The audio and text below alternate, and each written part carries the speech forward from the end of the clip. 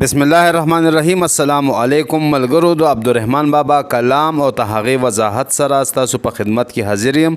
راځئ چې درته بیان کم. عبدالرحمن بابا فرمایي وای چې د څنګه مې دلبر په لاس کې جام دی، نن اورنګ د زمانې زما غلام دی. عبدالرحمن بابا فرمایي چې کله ما سره زما محبوب په خوا کې ناس وي او زما په لاس کې جام وي، نو ما ته ځان د اورنګزیب بادشاه نه زیات خوش قسمته او طاقتور ښکاري. اورنګزیب ما ته په مثال د غلام ښکاري. بیا مدام کله وي دنیا د دنیا دارو، بې له عشق چې دولت یې مست دام دی. عبدالرحمن بابا وایي چې د دنیا دولت ډیر بې وفا دی، کله در سره وي او کله در سره نه وي. ولی مینه محبت او عشق یو داسې شی دی او دا یو داسې دولت دی چې دا هر وخت عاشق سره وي او زړه یې ورباندې جوړ وي.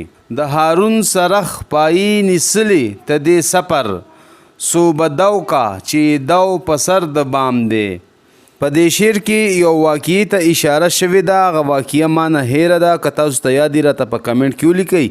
خو مفهوم یې داسې دی چې انسان د خپل قسمت او نصیب پابند دی، دې نه تښتېدی نشي. څه چې په نصیب او په قسمت کې وي هغه به د سره کیږي، که دی هر څومره کوششونه وکړي خو چې څه یې په نصیب او په قسمت کې وي هغه به د سره کیږي. سرخوی پایې ته یا سرخې ته په کوم به چې پخوا تار جوړېدو، کپړې به پرې جوړېدې، پای وی خپو ته او سفر وی اسمان ته. د دنیا چارې په مثل دی د سوري، د آفتاب په مخ د سوري څه مقام دی.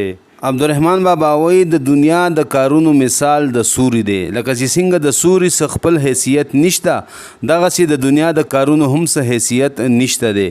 چې نور وي سوری نه وي، د سوري هیڅ حیثیت نشته. اصل خبره او اصل کارونه د آخرت کارونه دي چې د هغې بنیاد شته دی. که صبح خایسته دی خندرویا، بیای هسې په هر صبح پس شام دی.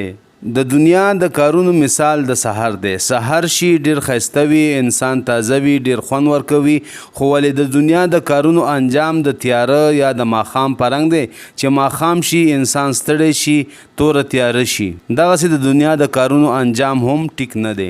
نه په مهر کې آرام شته نه په ماه کې، په دنیا راغلی هر یو بے آرام دی. مهر وی نور ته او ماه وی سپوږمۍ ته. مطلب ته د شعر دا دی چې د انسان نه د ورځې آرام شته او نه د شپې آرام شته. کم کس چې راغلی دی هغه که سحر دی او که ماښام دی بې آرامه دی. ته چې خپل فراغت غواړې په جهان کې، فراغت خاطر راوخایه قدام دی. عبدالرحمن بابا فرمایي چې انسانه ته چې په دنیا کې خپله خوشحالي او فراغت غواړې، نو ته ماته یو داسې سړی راوخایه چې د هغه زړه روغ دی او خوشحاله دی. په دنیا کې یو کس هم داسې نشته په زړه یې څه ناڅه غم او درد وي. صورت روغ د خاورو خامو دی رحمانه، چې په خام اچار نازیږي هغه خام دی. عبدالرحمن بابا فرمایي چې انسان او دا ټول څیزونه او کارونه د کچه خاورو نه جوړ دي، دې ته هیڅ بقا نشته. او کم انسان چې په دې فاني څیزونو باندې فخر کوي، ناز کوي، نو ته هغې ذهنونه به کچوي، یعنې ناپوهه به وي.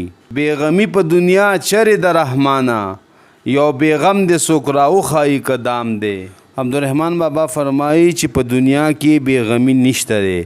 داسې یو انسان نشته چې هغه سره څه غم یا درد نه وي، او که چېرې داسې یو سړی وي نو تاسو یې لږ ماته وښایي چې کم دی.